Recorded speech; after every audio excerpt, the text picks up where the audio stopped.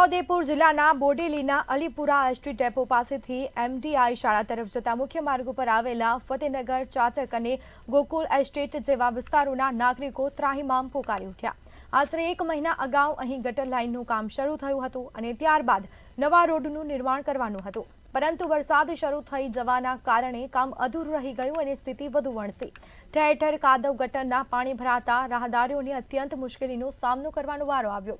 ભારદારી વાહનો પસાર થતા રસ્તાની હાલત બગડી છે। રોડ પાસે આવેલા પાણી પાઇપલાઇન વારંવાર તૂટી જતા માર્ગ ઉપર પાણી ભરાઈ જાય છે અને પીવાના પાણીની સમસ્યાઓ પણ ઉઠવા પામી છે। એમડીઆઈ શાળાએ ગ્રામ્ય પંચાયતના પદાધિકારીઓ સમક્ષ રજૂઆતો કરી છે। વિદ્યાર્થીઓની સુરક્ષા માટે રસ્તાનું કાયમી નિરાકરણ લાવવામાં આવે તેવી તાત્કાલિક માંગ કરી છે।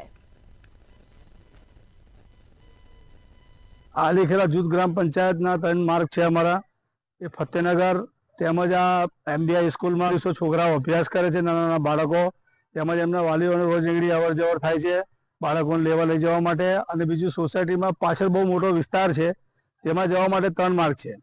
એક અલીપુરા બસ ડેપોની આગળથી માર્ગ જાય છે તે બી બેકાર છે, બીજો એની આગળ સી કોમ્પ્લેક્સની પણ આગળ માર્ગ છે તે બી બેકાર થઈ ગયો છે, અને આ એક ગજાનની સામે આવા અંદર માર્ગ છે તે બી બેકાર થઈ ગયો છે।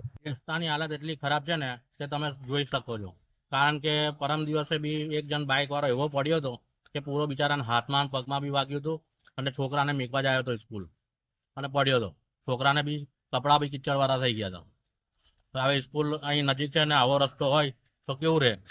ગ્રામ પંચાયતને વારંવાર રજૂઆત કેટલી વખત કરી છે, અહીં મોટી મોટી ગાડીઓ છરકાવે છે, આ ગાડીઓ છરકાવવાનો રસ્તો નહીં, કંઈ છોકરાને જવાનો રસ્તો છે, અહીં નજીકમાં જ સ્કૂલ છે, બાજુમાં જીબી છે, મોટા મોટા હાઈવે, મોટા મોટી સાધનો આવે, એનો મતલબ હું અહીંયા આગળ રસ્તા પર ખત્રી વિદ્યાલયને જોડતો રસ્તો, ફતેનગર સોસાયટીને જોડતો રસ્તો અને એ એમડી વિદ્યાલયની સાથે જતો રસ્તો જે વારંવાર તૂટી જવાથી અહીંયા ભારદાર વાહનો જતા હોવાથી અને અહીંના સ્કૂલના બાળકો 2500 થી 3000 જેટલા બાળકો પણ આ રસ્તા પર જતા હોય છે, એ વારંવાર ભારદાર વાહનો જવાથી, ટ્રેનો જવાથી કેટલાક વિઘ્ન સંતોષી માણસોએ અહીંયા જે એંગલો પણ મૂકવામાં આવી છે એ એંગલો પણ તોડી નાખી છે, જેની સાથે એની સામે અમે કાલે ફરિયાદી પણ દાખલ કરી છે અને આ રસ્તો જે છે એ ભારદાર વાહનો માટે છે નથી। એમડીઆઈ કેમ્પસની અંદર લગભગ 1300 જેટલા બાળકો અભ્યાસ કરે છે।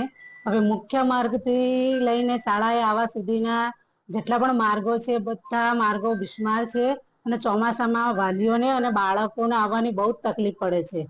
અમે પંચાયતમાં પણ રજૂઆત કરી છે, તો વહેલી તકે આ શાળાના આવવાના માર્ગોને સમારકામ કરી આપે તેવી કાયમી ધોરણે અમને સમારકામ કરી આપે તેવી લાગણી છે।